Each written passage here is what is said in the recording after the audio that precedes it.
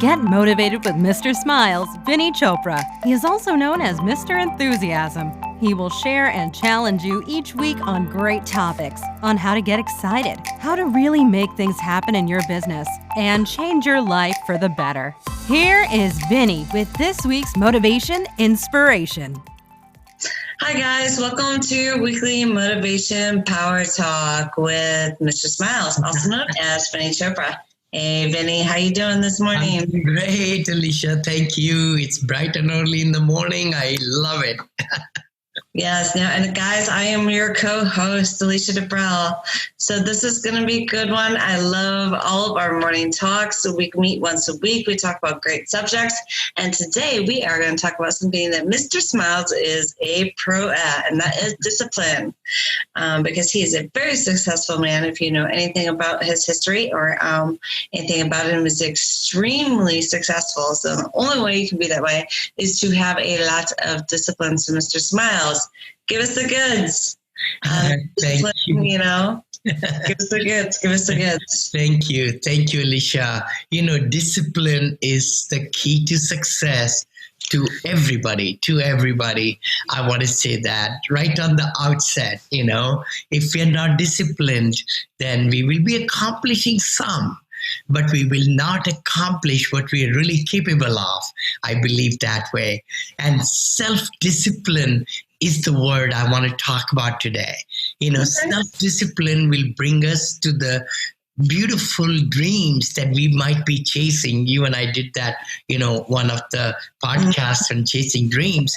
That brings into reality. If we want to accomplish our goals, we need to be disciplined. So let's talk about it. You know, what is discipline? Discipline is to be able to really conquer our mind, to make the decision, not with our, what's the word, you know, emotions, our whims, our hormones. Exactly. You know, we get sidetracked all the time in our life. We do every day, as a matter of fact, you know, but when do we say yes and when do we say no? Discipline of saying no at the right time is also a self-discipline.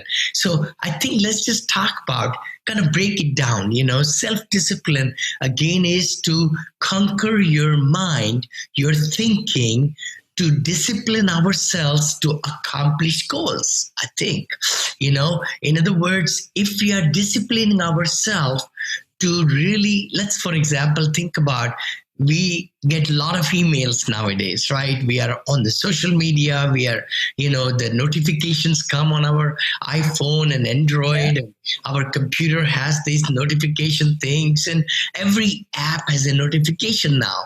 I think to really discipline ourselves to accomplish more in a day, we need to turn off the notifications. We need to just say no to it. Yep. But if I do, then nothing will get done. I know. I think we'll live off more notifications. If I may say, you'll get a lot more. All of us will get, and me included, by the way, get a lot more done, because once we make up our mind to concentrate and discipline ourselves to do certain activity, Alicia, right? We accomplish that activity in a much quicker way, in a much better way, and with the highest productivity and efficiency. Those are the two words, right? Effectiveness, efficiency, and productiveness. All those things come with self-discipline. So I think, you know, when I close the door to my office, it's amazing when I'm having more self-time. That's the other thing, by the way. You know, we talk about times we spend during the day, downtime, driving time, coffee time. An appointment with yourself. You know, but the self-time, I call it, is the thinking time, is another word for it. I call it, you know, when we are doing that special thing, in the time, I was just reminded by Stephen Covey, my great mentor, how to, the 7 habits of highly effective people. Mm-hmm. Over there, he talks about 4 quadrant of time, how you spend time, the urgency, and the immediacy and the putting out fires in our company or in our life or in our business, that is the time which takes away lots of our time during the day.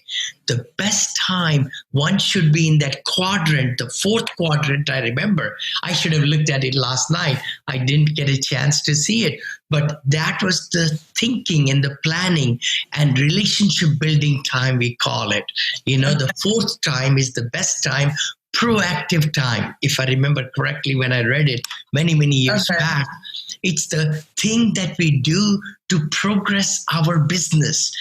It's the time when we are not urgent and we are not, urgency is not there, but it's important. Yeah. It's important, but not urgent. It's the quadrant that we need to be in, Makes sense. Yeah, go ahead. No, that makes sense. That makes sense because it's time that you have to be present. Sure, so true, And again, what could be that time? The time when it's not urgent, not in the, battlefield, we call it, right? When everybody's trying to get your brain out and, and be in meetings and you say, I got to do this, I got to do that, I got to do this. And oh my gosh, I didn't do this. All those things happen in chaos when we don't take time in the fourth quadrant. And that is non-urgent and they're important, but not. Yeah, they're not like, it's not the end of the world if it doesn't happen, but it needs to happen. Yeah, exactly. So essentially, I would say self-discipline is coming to us to keep our mind right, to do the activities we need to do. We don't need to do the urgent activities. We do have to do them if we can delegate them. So self-discipline also comes by prioritizing. I mean, if you go on my desk, I write two words very big there. One is to prioritize my life, my activities, what I need to do, to-do list, prioritize. And then the other thing is delegate. So you've got to concentrate on those two things, prioritize and delegate, so that you could do prioritize, meaning what activities are the most important is A1, A2, A3, A4, A5, B, B1, B2, B3, like that sequence, right? Once you get to C1, C2, C3, D1, D2, D3, those C's and D's, maybe you have somebody in your organization who could do a better job. Yeah. Or somebody on Fiverr or anywhere. Upwork, Fiverr, freelancers. A kid, a neighbor. It could be mowing the lawn that you could outsource. Totally. It's so true. Many times we feel that we are in a cocoon. Yeah. That we are the only one living in this life. We should not be.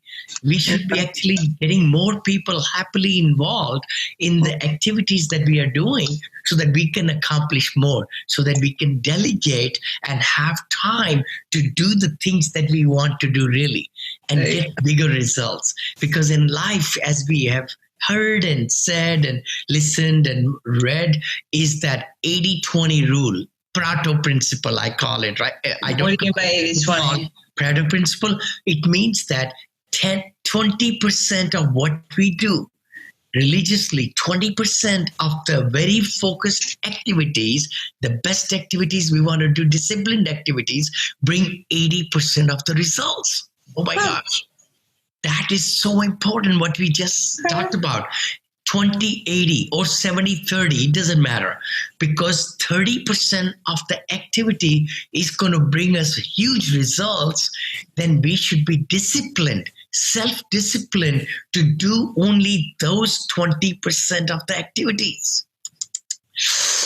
Oh, this is very important, because if we concentrate, if we self-discipline ourselves to get into paper and writing and everything in our team, accomplishing our mission and everything, I can go a lot more into that, successful coaching and all that. But the big thing is we need to concentrate what are those very distinct defined activities that's going to bring us high results. It makes sense. And it makes sense. Like, I like the way you've talked about delegating and prioritizing different tasks and different things in your life before. But we've done other podcasts where you've actually brought this subject up, and you, from what I can understand, you find that extremely important when it comes to everything with the mind, with discipline, with was it time management we did? We've done a couple of different podcasts where we brought up, being able to delegate what you can and prioritize what's important, and not taking on too much all at once, and not beating yourself up if you can't accomplish everything. All, to just having, you're always trying to, with your motivation, your positivity, and your training, you're always, in your podcast, you're always trying to tell people to not take on more than what they can swallow, if that makes sense. Does it make sense? Right. I mean, the thing is that, we want to stretch, of course. Yeah. We want to get better each and every day, I call it, with massive actions and so forth. But also being disciplined is very important. Discipline to be on time, to meet and respect others' time, to really make sure that you're well prepared with your thinking and planning when you get to the meetings. So self-discipline is so important, that we are doing what we need to do so that we can accomplish and be a true leader. See, managers are a lot of people are managers. It means they manage time, they manage people, they manage activities. Schedules. Leaders are the ones who are really disciplined to set the tone. Okay, if I may say that word, set the tone in their organization, to be arriving there early, having totally top-notch agenda, and making sure that the meetings don't last too long, and making sure that everybody's really immersed in the meeting. They are not watching the time when you will let them go. Yeah. They're not looking at their iPhone and doing, playing a video game on their iPhone. They're engaged in the presentation. They're engaged in what they're supposed to be doing, is what you're saying. Exactly. That's basically what you're talking about. I really believe that we can bring that morale, that culture. The company culture should be that we are very self-disciplined organization. Enjoy, work hard and play hard. But at the same token, when we are really dealing with the issue, then we need to be focused there, So self-discipline is a huge activity. It doesn't come just by itself. We have to work at it. We have to have that to-do list, and we have to prioritize, like I mentioned, and we have to be willing to change. Wow, that's another thing too. Self-discipline brings the change in us too, because if you want to be a better person, if you want to be a better father, if you want to be a better mother, we need to be self-disciplined. And, I don't want people to listen to me and watch me and say, you know what, I'm not going to be that person. Nobody is. I'm not perfect. I'm not perfect either. I'm not perfect. Nobody's perfect. Nobody will die imperfect human beings. And that's okay.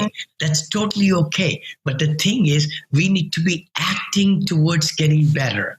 We need to be working hard, making our mind to be a little bit better disciplined so that we can accomplish more.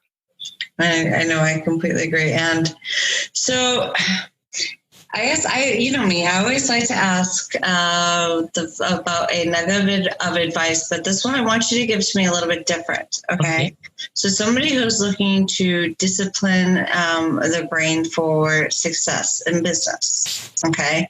No matter what it is, give me 3 steps. The first 3 steps you would tell them to do. Okay.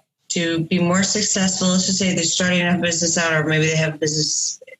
Let's do the starting the business. They're starting off in the business. They want to accomplish something.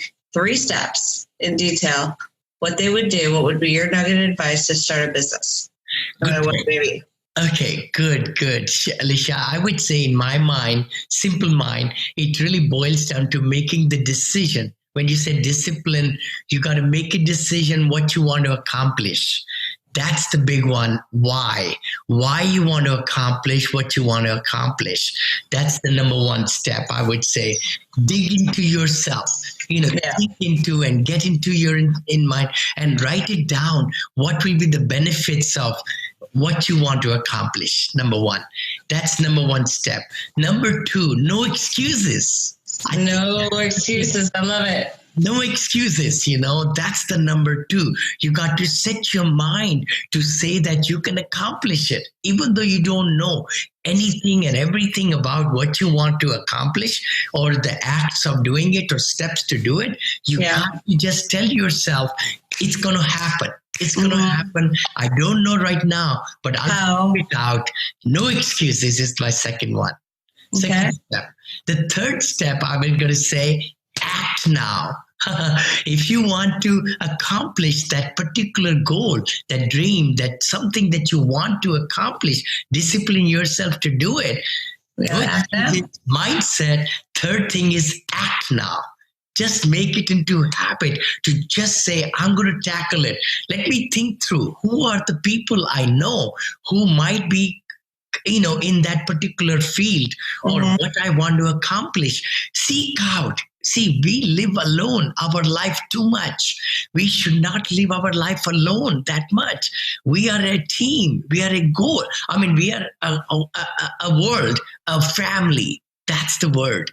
We got to reach out and embrace other people because they, like-minded people, will accomplish goals much better because what you want to accomplish is not different. I'm telling you, it is lots of people are chasing the same thing what you want to do.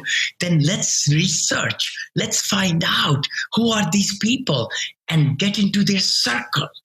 And then you will find out what they are doing, maybe where you want to go. It may take you 6 months to go there, but somebody has already devised a program or they have already reached there, and you just go and follow that same game plan.